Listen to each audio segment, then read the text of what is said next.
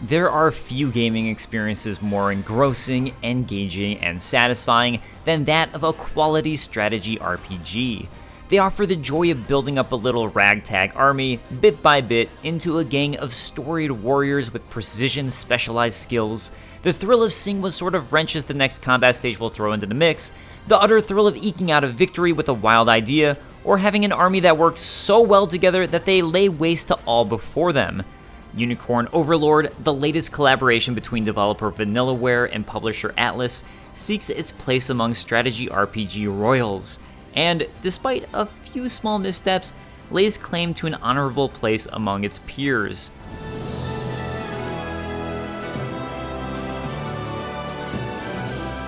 In its narrative, Prince Elaine was spirited off to a faraway island a decade ago as his mother, the Queen, was deposed from her throne by the wicked tyrant General Valmor and the Zenoiran Empire. Now the Empire has all but conquered the continent of Fevrith, and an older Elaine sets out to reclaim his throne and liberate the populace from their oppressors, all while bolstering the ranks of his resistance army. But a mystery lies at the heart of everything. How did the Zenoiran Empire conquer all of the kingdom so easily? Is there a much darker power at play? The visuals in Unicorn Overlord dazzle straight from the opening cutscene, with Vanillaware's well-loved 2D art bringing a detailed fantasy realm to life. There are a great many characters and environments throughout the game, so there's plenty of variety to the eye candy. But even if that wasn't the case, it would be hard to draw your eyes away from the attractive character designs, exquisite backgrounds, and weighty battle animations. Occasionally, things get a bit cluttered and confusing, some parts of the UI are messy to navigate, but after a while it becomes no big deal. You can't just stare at the pretty visuals, however, not while evil is afoot. Fortunately, if you want to take your time with seeing all of the game's sights, you can go straight through the crucial story battles or stop and do all manner of side questing. Taking the time to explore and help those in need is a good idea too. When you begin Unicorn Overlord, Prince Elaine's army consists of a handful of close companions, and it feels like the entire world is against you. Only through fighting small skirmishes, liberating towns, forts, and cities from their Zenoiran captors can you gradually reclaim territory.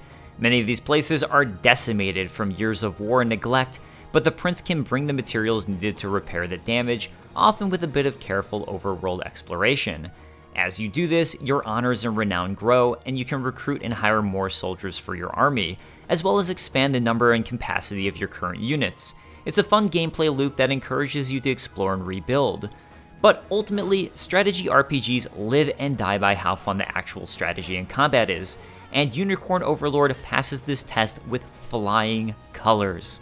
Battles are a mix of real-time unit movement and turn-based battles that play out whenever two units engage one another. Unlike many other games in this genre, each unit consists of a group of up to 5 different characters arranged in a 2x3 grid. A designated leader determines elements like map movement speed and what kind of assistance they can provide allied units. If you want to move fast to intercept an enemy or conquer a garrison, a cavalry leader is an ideal choice. But if you want to be able to provide combat spell or projectile backup to a nearby squad, then you'll need an archer or magic user leading the way. Movement and positioning is critical, since many fights revolve around taking control of key areas on the map, usually towns, forts, watchtowers, or other structures, and using them as recovery, defense, and deployment stations.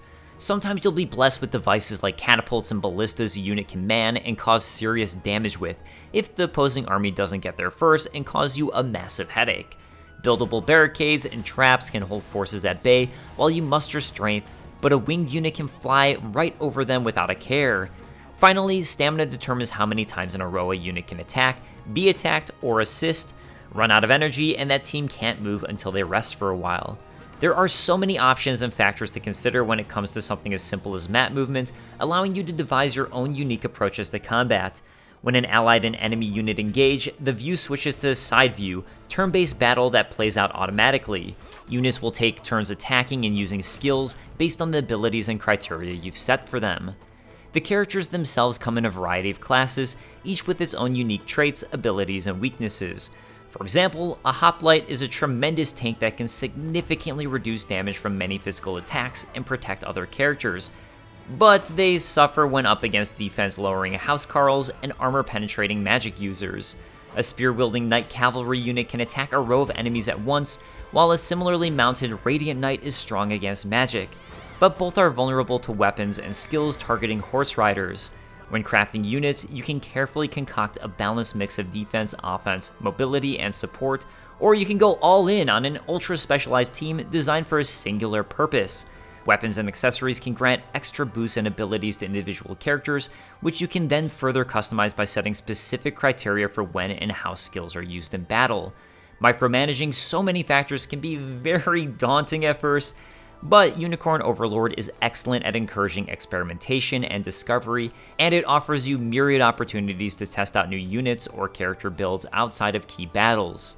Team building is a delight, but what also helps keep your attention wrapped is how the combat scenarios you face keep on evolving throughout the game. Besides adding elements like new units and assorted traps and hindrances over time, the unique scenarios of major story battles often present surprises that require you to change your approach. You'll just be marching along only to be greeted by a siege of surprise reinforcements, or perhaps a new ally drops in and wants to help or needs your protection.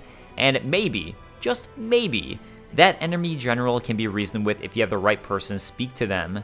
Unicorn Overlord's combat is the standout element of the game, which is good because it manages to carry the weight of a disappointing story.